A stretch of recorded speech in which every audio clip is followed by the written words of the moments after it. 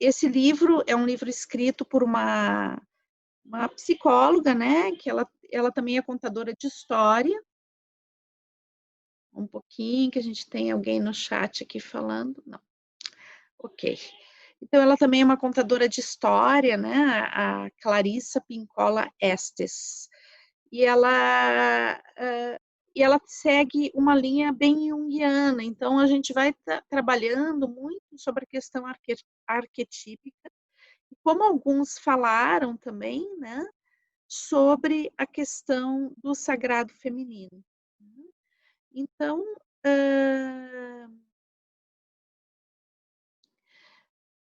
esse primeiro capítulo, né, hoje a gente vai falar um pouquinho sobre o primeiro capítulo, que ele tem um subcapítulo que seria a introdução do livro, né, mas ele tem um subtítulo que seria Cantando sobre os Ossos, né, então eu quero explicar um pouquinho, até a gente chegar a esse significado de cantar sobre os ossos, né.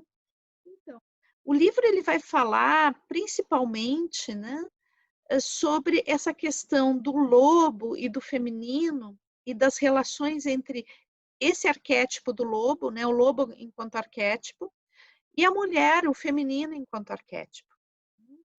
Então, o lobo e o feminino, ele tem muito a ver com o mundo instintivo. E na nossa cultura, os instintos, eles são muitas vezes, na grande maioria das vezes, a nossa cultura ela não entende muito bem os instintos, né? E tem todo um processo, que é o processo que está muito relacionado com a própria civilização, com o surgimento da civilização, constrói uma cultura onde o instinto é visto como algo ruim, né? Algo que pode nos fazer enlouquecer ou fazer coisas que a gente não gostaria, coisas, aberrações, né. Então, existe uma visão muito equivocada sobre o que são os instintos dentro da nossa cultura. Então, eu acho que para a gente poder começar a falar sobre mulheres correm com os lobos, a gente tem que saber o que é instinto, né. Então, se a gente vai ver de um ponto de vista, biológico, né, o que são os instintos? Os instintos são comportamentos, só que são comportamentos inatos, ou seja, a pessoa ela já nasce com esse comportamento, né. A pessoa, os animais, né, a gente tem os instintos são características dos animais, né. Então, as plantas elas não têm instinto, elas têm tropismo, né, elas vão em busca da luz, vão em busca da água, né, na terra, vão fixar as raízes, mas não é uma conduta instintiva. Os animais, sim, eles têm como um comportamento, alguns comportamentos que eles são inatos, ou seja, o que significa isso? Que eles nascem com a são comportamentos que nascem com a pessoa, né. Então, por exemplo, quando a gente vê, acho que é um exemplo bem clássico, né, por exemplo, quando a gente vê um cavalinho quando nasce, né, ele imediatamente ele já vai buscar, depois a mãe dele vai lamber ele, né, vai estimular que ele se levante, e ele vai saber como se levantar e buscar a teta da mãe, né. Então, isso é uma conduta instintiva. Só que, o instinto, ele é um comportamento com base inata, mas ele vai se reforçar com a experiência, né. Então, é um comportamento que vai se reforçando com a experiência, mas não é um comportamento aprendido, é um comportamento que, com a experiência, a gente vai fazendo cada vez melhor, né. Como é que isso se manifesta no ser humano? O ser humano, ele tem grande parte do comportamento humano é aprendido, não é instintivo, mas a gente tem uma base inata do nosso comportamento.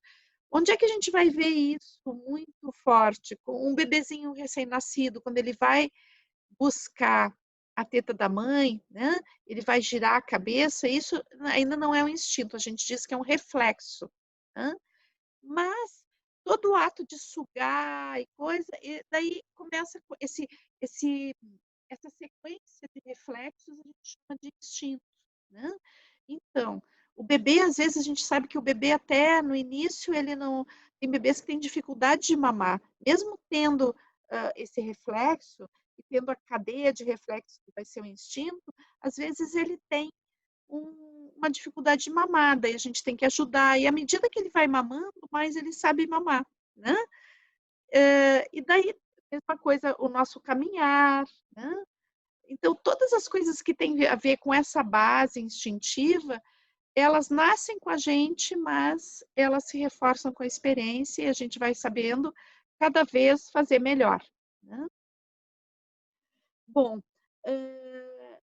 para que servem os instintos, né? Os instintos são comportamentos que visam preservar a vida, né. Então, são todos quando a gente tem fome, a gente vai buscar comida, quando a gente tem sede, a gente vai buscar água, né, vai buscar beber. Quando a gente tem frio, a gente vai buscar se agasalhar, são todos comportamentos instintivos, né. Quando a gente, sente desejo, a gente vai buscar estar com uma pessoa, né, isso são bases instintivas que todos nós temos, né. E serve essas bases, elas servem justamente para a preservação da vida. Uma das coisas que a nossa cultura diz sobre as pessoas que se chamam instintivas, né, muitas vezes a gente tem, assim, por exemplo, uma pessoa que come, come, come, não consegue parar, e dizem assim: "Ah, essa pessoa é instintiva". Não, ela não é instintiva, ela tem uma falta de autorregulação, tá. Mesma coisa, por exemplo, uma pessoa que é super violenta, um assassino, ele é super instintivo. Não, não é instintivo, né. Ele tem uma dificuldade, uma deturpação dessa coisa instintiva, né. Então, é como se o instinto nele tivesse enfermo, tivesse doente, né. Existe uma dissociação com o mundo instintivo.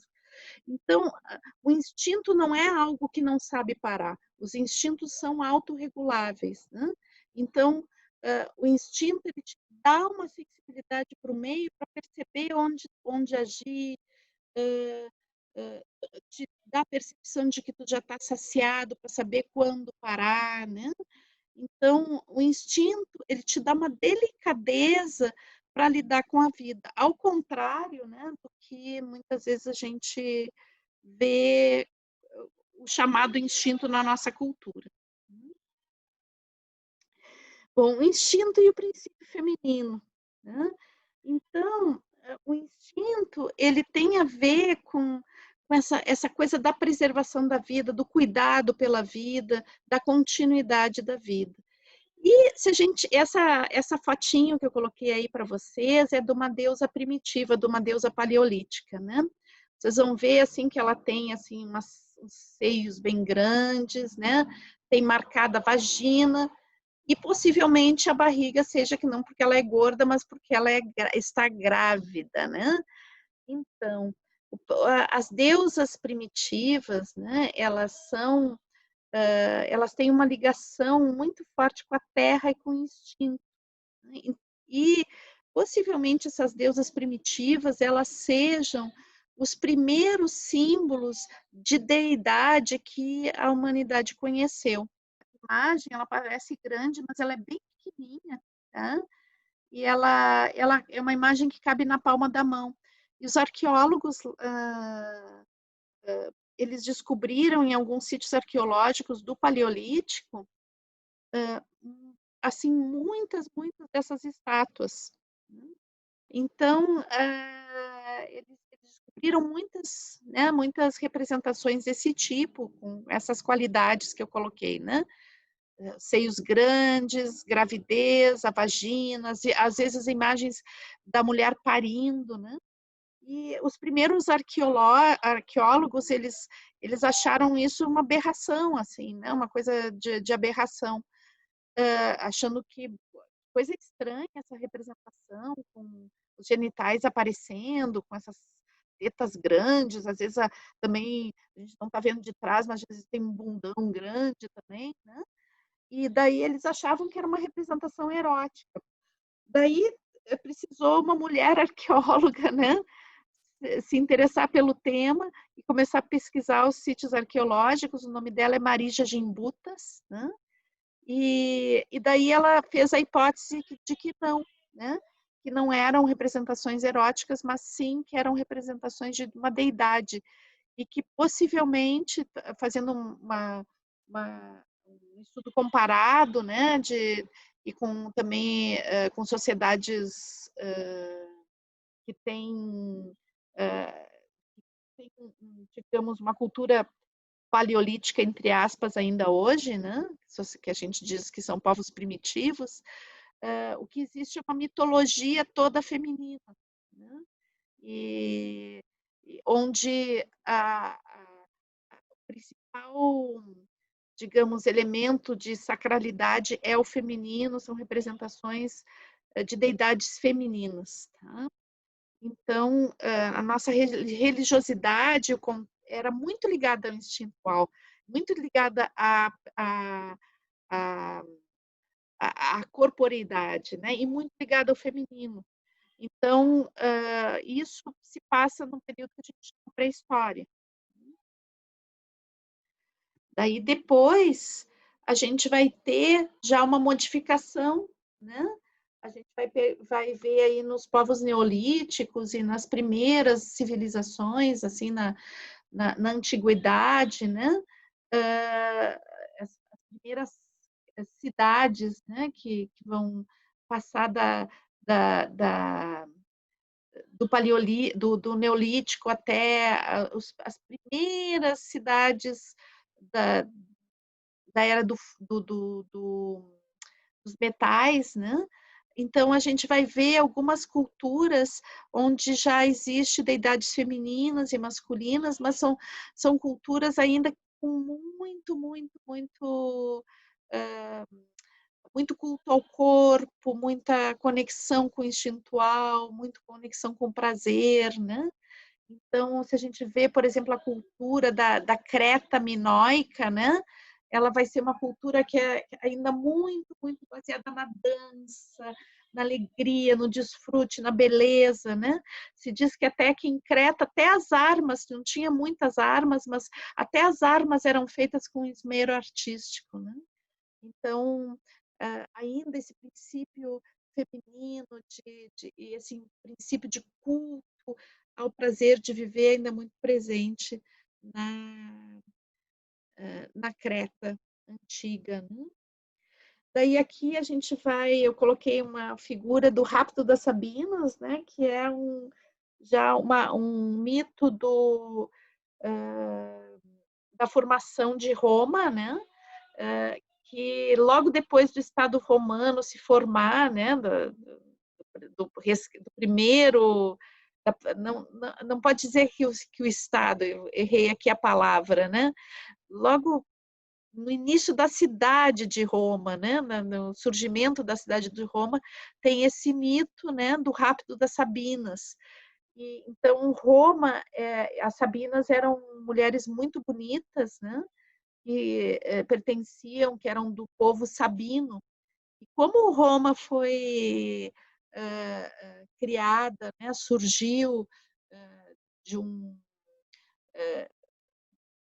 assim, deixa eu explicar uma coisa para vocês. Roma, ela se situa, né, num lugar da Itália, que é justamente onde existe uma ilha, né,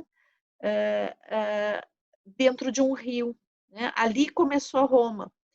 Por quê? Porque era o lugar onde as pessoas conseguiam passar, né? Quem era vendedor, assim, comerciante e andava com animais, né? De carga, ali naquela zona de Roma se conseguia cruzar o rio, né? O Tevere, porque existiam bancos de areia que formavam uma ilha ali, né? Isso ainda existe. Se vocês forem em Roma, vocês vão ver que tem uma ilha, né? Então, nesse local começou a formar essa cidade, possivelmente por ser um lugar de passagem, muita passagem, realmente tinha muitos homens, né? Aí como fato histórico e não como mito. Conta o mito que quando foi fundada Roma, o Rômulo, né? Depois de ele assassinar o irmão, né? Ele vai juntar todos os malfeitores que andam na região, todas as pessoas, toda a escória que existe na região e vai fundar a cidade, né? Só que a grande dificuldade é que ele não tinha homens, não tinha mulheres nessa cidade, então não tinha, ia morrer a cidade porque não tinha mulheres. E daí ele resolve que ele vai oferecer alianças para todos os reinos ao redor de Roma, para ver se consegue que venham mulheres para eles poderem, né, ele ter uma rainha e daí os homens se casarem também e poderem ter filhos e dar continuidade à comunidade. O que acontece é que era tão horrível esses homens que ele tinha, né? Era uma escória tão horripilante que nenhum rei quis, né? Mandar nenhuma mulher ali, eles não aceitaram fazer alianças. Então, o que acontece? O Rômulo ele resolve fazer uma festa, né? Chamar todas as comunidades ao redor, dizendo que é só uma festa. Não me lembro direito se tinha alguma razão específica, né? Alguma festa específica, mas ele faz uma festa e daí os sabinos vão com todas as mulheres, né? E daí o que acontece é que os romanos raptam essas mulheres, né? E ficam e mandam embora os homens, né? Bom, isso ocasionou uma guerra depois. É um mito bem bonito. Eu não vou contar mais desse mito. Em algum momento eu posso contar, porque depois tem uma história bem bonita dentro do processo de criação de Roma.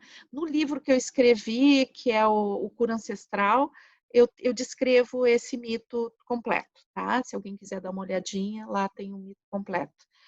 Mas é bem interessante, né? Mas então, o que que acontece? Por que que eu estou trazendo isso aqui, esse mito aqui hoje, né?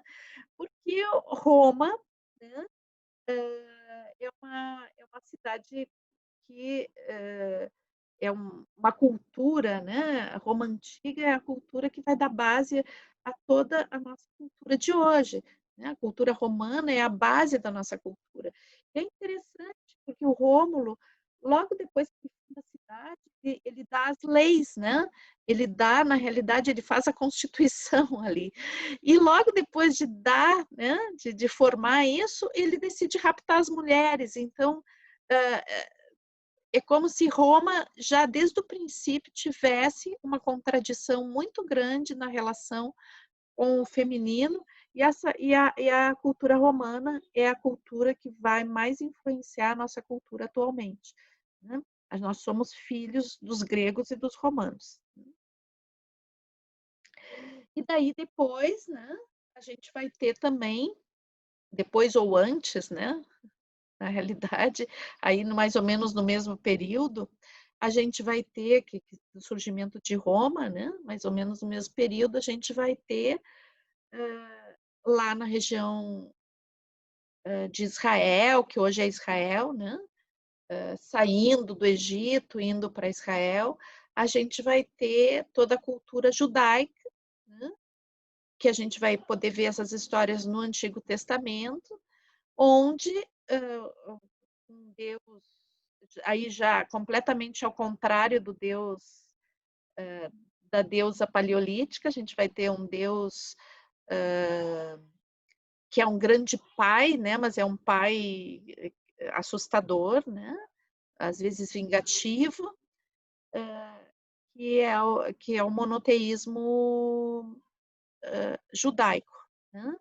Então desse judaísmo antigo, né? Da antiguidade. Então, daí a gente vai ter aí o mito de Adão e Eva, né?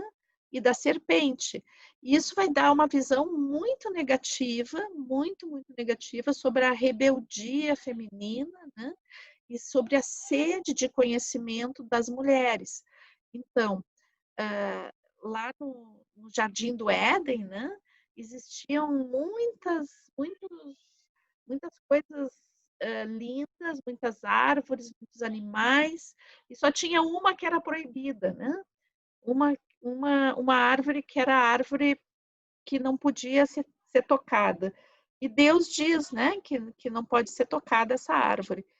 Só que ela tinha frutos maravilhosos, essa árvore, né?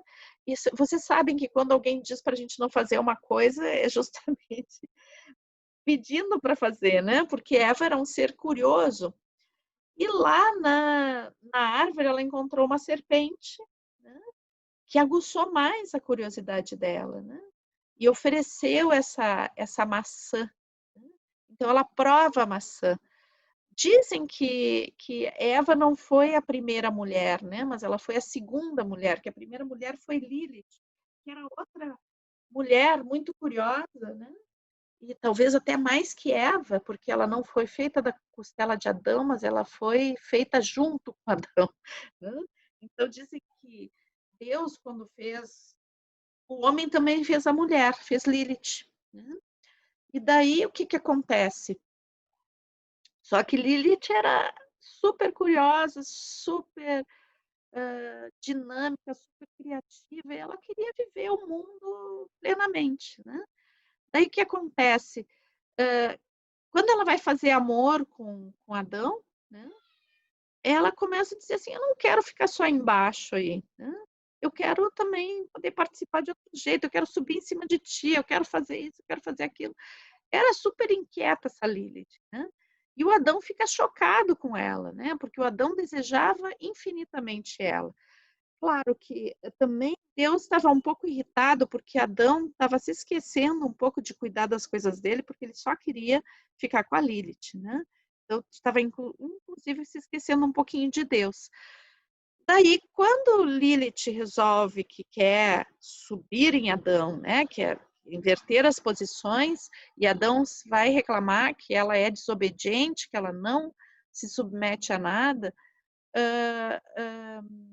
Deus resolve punir Lilith, né? Porque ele pede para ela se submeter e ela não quer se submeter.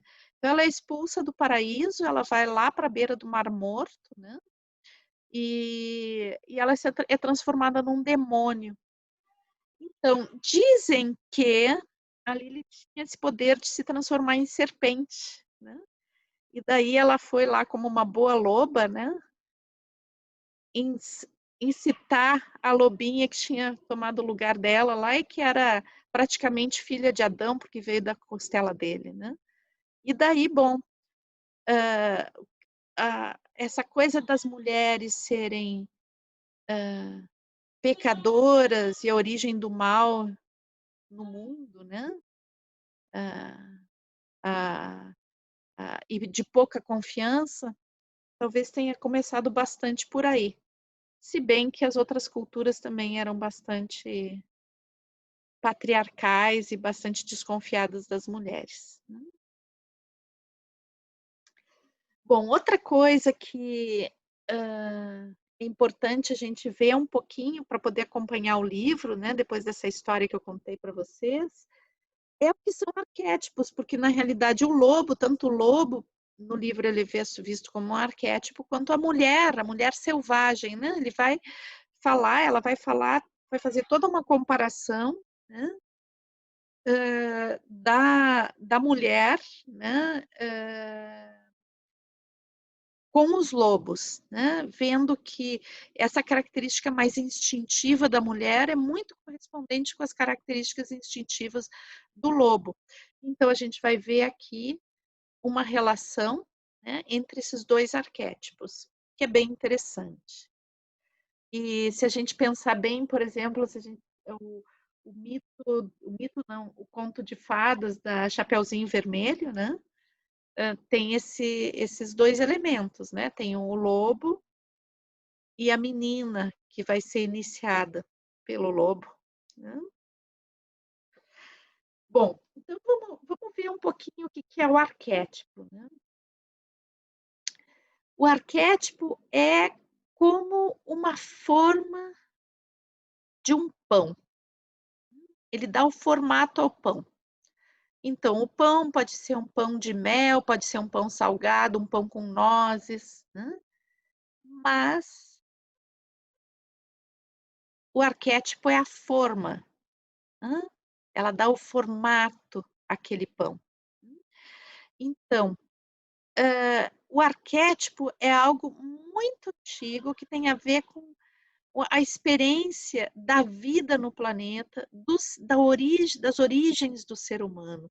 São aquelas experiências que a humanidade fez e que foram tão marcantes, tão, hã, significativas, que elas se transformam em arquétipos. Aqui eu trouxe um exemplo disso através da maternidade. A maternidade, a grande mãe, é um arquétipo, né. Por que que é um arquétipo? Porque a experiência da maternidade é profundamente significativa para mulheres e também para os homens, porque para os homens, quando no paleolítico, quando os homens não tinham ideia de como a vida era gerada, as mulheres eram sagradas, né, porque elas faziam coisas fantásticas, como gerar a vida, né. E elas conseguiam sangrar todos os meses sem morrer, então isso era fantástico, né, davam leite. Então essa experiência fascinante, ela se grava na forma de uma memória, né, que é uma memória que está nas nossas células e está no nosso inconsciente, no inconsciente maior, que se chama inconsciente coletivo. Só que é como uma forma. E não tem uma forma específica. A gente não sabe que pão vai ser feito lá dentro. Então é a forma. E por isso a gente chama de psique objetiva. O arquétipo, ele pertence à psique objetiva, né. Então ele é uma grande forma e de lá podem sair vários pães. Depois a gente tem a nossa psique subjetiva, que é como a gente vai elaborar esse arquétipo, né. Então é a minha vivência pessoal colocando a massa dentro da forma, né. Então, como eu vivo a maternidade, que símbolos eu vou utilizar, às vezes eu vou sonhar com a minha mãe, vou sonhar que estou grávida, vou sonhar que tenho um filho, que carrega uma criança no colo, pode ser a criança divina, né. Então, esses sonhos, essas histórias a ver com a maternidade, elas já têm a ver com a psique subjetiva da pessoa. Por isso que a gente diz que o arquétipo ele se manifesta de uma forma diferente para cada pessoa. O que que é o objetivo? Ele existe em todas as pessoas, essa forma existe em todas as pessoas, só que a forma como ela vai se manifestar em cada pessoa é diferente. E depois a gente tem a psique intersubjetiva, ou seja, que são aqueles mitos, aqueles dados culturais que levam a gente a falar, por exemplo, de Pachamama, de Virgem Maria, de Iemanjá, né, que são pães, né, mas são pães já não individuais, são culturais, é uma receita compartilhada por muitas pessoas, né. Então, é aquela receita que ela daquela cultura, ok? Então, na psique objetiva, a gente tem a forma grande mãe, né. Na subjetiva, a gente vai ter a minha elaboração pessoal dessa maternidade, tanto para mim como mãe e como filha. E depois na psique intersubjetiva eu vou ter os grandes mitos, as grandes religiões, as grandes histórias de determinada cultura que vão falar exatamente do mesmo arquétipo, de formas diferentes, com histórias com variações diferentes e também com roupagens diferentes que têm a ver com cada cultura. Então, por exemplo, quando a gente fala de Pachamama, a gente está falando do arquétipo da grande mãe. Na psique objetiva é o arquétipo da grande mãe, na psique intersubjetiva é a Pachamama, ok? A Pachamama não é um arquétipo, ela é uma representação arquetípica, né? O arquétipo é a grande mãe. Então, a mulher selvagem, pertence à psique objetiva, né? E ela, em nível de subjetividade, ela vai se manifestar para cada um de uma forma diferente, ok? Para mim, ela pode se representar pelo impulso criativo, pela vontade de ir para o mundo. Para outra pessoa, ela pode se representar como uma tendência à introspecção, à percepção, à intuição, né?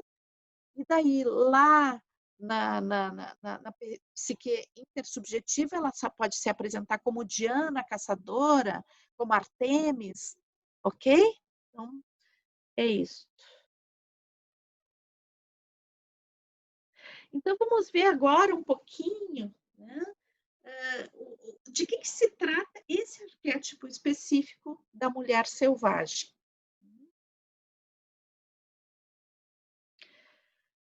Então, os lobos e as mulheres saudáveis, né? Quando o arquétipo a gente pode viver o arquétipo plenamente, né? Ele, a gente entra num processo de saúde, né? Os arquétipos, eles têm como vida própria dentro da gente, né? Eles querem se manifestar. Toda vez que um arquétipo quer se manifestar e a gente reprime, ele vai aparecer de outra forma na vida da gente, em geral com sintomas, né? Então, quando a gente não tem a condição de manifestar um arquétipo e ele pede para ser manifestado e a gente não dá esse espaço, geralmente ele se manifesta da mesma forma, nos fazendo adoecer. Então, por isso que é importante a gente contatar o mundo arquetípico e deixar que os arquétipos se expressem sem se identificar plenamente com nenhum deles. Tá? Também é um erro a gente se identificar plenamente com um arquétipo. É importante que a gente tenha vários arquétipos que vão pulsando dentro da gente. Mas o arquétipo da mulher selvagem é um arquétipo que foi muito perseguido culturalmente, né? Então, é muito importante ser resgatado, porque possivelmente a doença das mulheres, e talvez até mesmo se a gente pensar que dentro de cada homem a gente vai ter uma ânima, né? Uma ânima que é uma alma feminina, também os homens vão adoecendo, né? Por falta de contato com esse mundo instintivo que a mulher selvagem representa. Então, vamos ver um pouquinho das características de saúde desse arquétipo.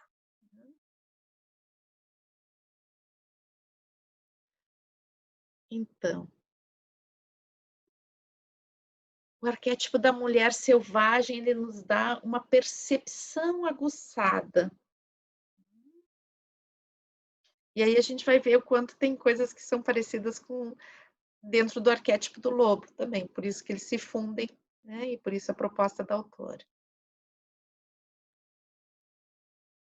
Um espírito brincalhão, a capacidade de não levar a sério as coisas, de brincar consigo mesmo, com os outros. Aqui a brincadeira não é o bullying, não é a desqualificação, tá? É a alegria de viver mesmo. Capacidade de devoção, de cuidado, de fé, de seguir as coisas que chamam o coração. Capacidade gregária de estar em grupo, de estar junto com as pessoas. Curiosidade. Resistência e força.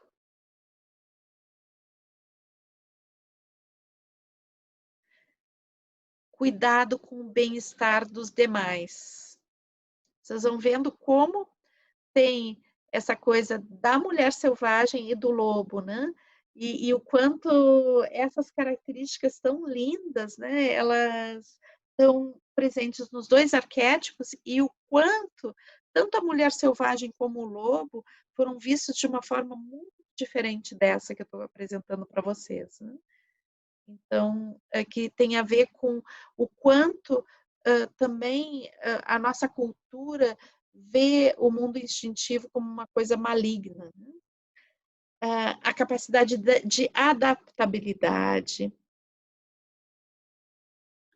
a coragem,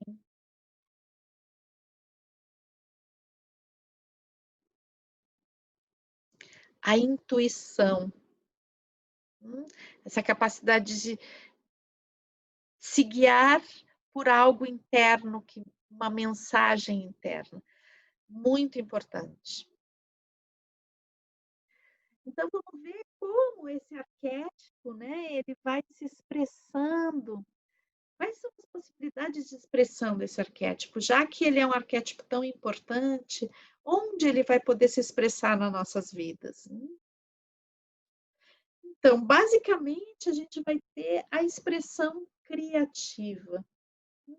É certo que os nossos sonhos dão expressão aos arquétipos, mas talvez não basta a gente ficar só nos sonhos. Escutar os sonhos é uma coisa super importante, né?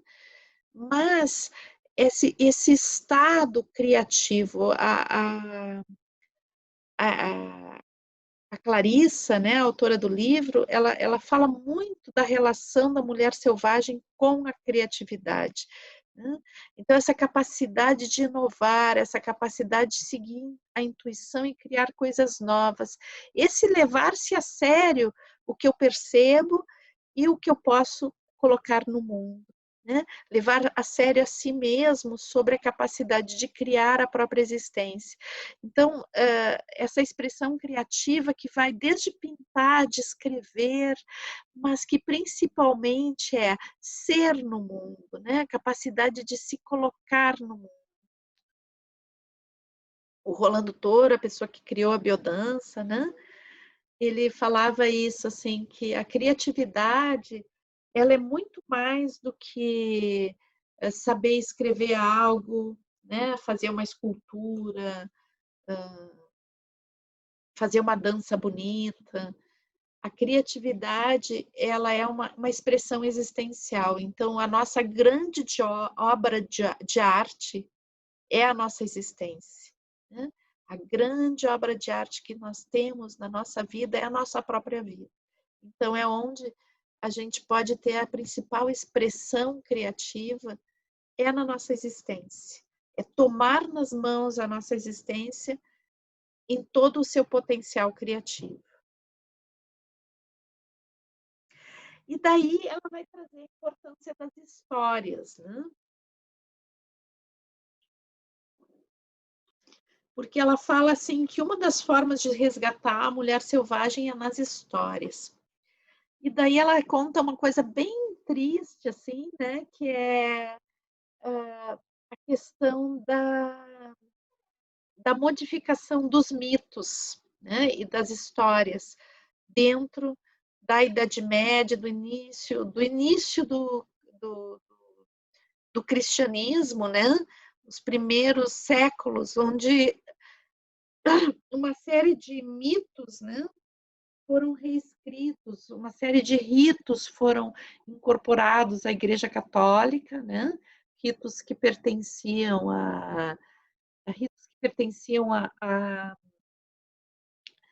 às culturas ditas pagãs, né, e que foram absorvidos, festas, né, que foram absorvidas pela Igreja, mas também, assim, ela denuncia uma coisa bem interessante que eu acho que possivelmente tem a ver com todo esse processo que vai chegar na Inquisição, né?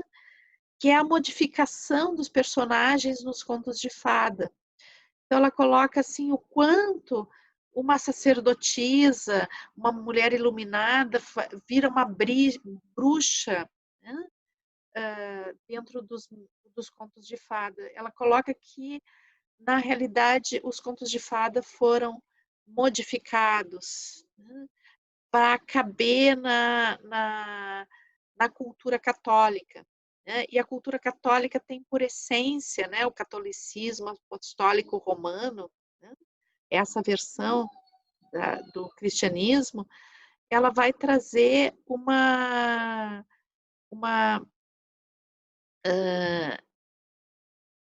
digamos, uma perseguição muito forte ao princípio feminino desde sempre, né?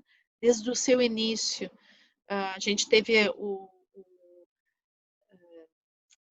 a semana passada a gente falou um pouquinho vocês podem até resgatar isso no YouTube, né? Eu dei uma palestra sobre Maria Madalena como figura histórica, como arquétipo, né?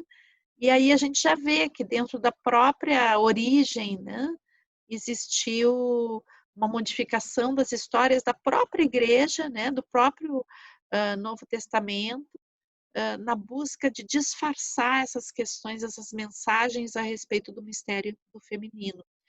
E a Clarissa diz que as histórias antigas elas eram como livros que ensinavam as mulheres a lidar com a sua sexualidade, lidar com os estados relativos ao feminino, né? E hoje eu falei, né, sobre a questão da história do Chapeuzinho Vermelho, e o quanto o Chapeuzinho Vermelho ele representa, né, esse ritual de passagem da menina, né? Por isso que a capinha dela é vermelha, que representa o sangue da menstruação, né? E esse encontro com esse lobo, né? E que dentro dessa interpretação atual do mito, né? Mito não, da história do conto de fadas, esse lobo insaciável, devorador, né? E que na realidade essa história pode ser diferente. Então, é interessante a gente perceber que existem modificações das próprias histórias para elas caberem dentro do grau de repressão que foi feito ao feminino historicamente. A própria palavra bruxa, né? A bruxa, que originalmente eram sacerdotisas ou mulheres sábias, as bruxas, a origem das bruxas na Idade Média, a palavra bruxa vem de bruciare, que é queimar, ou seja, eram as mulheres que eram queimadas nas fogueiras, né, na Inquisição. Uma coisa horrível isso, né? E a gente vê elas ainda dentro das histórias como mulheres más. Então, por que aqui a gente vai chegar, né, no nome, no subtítulo para a introdução, que é Cantando sobre os Ossos.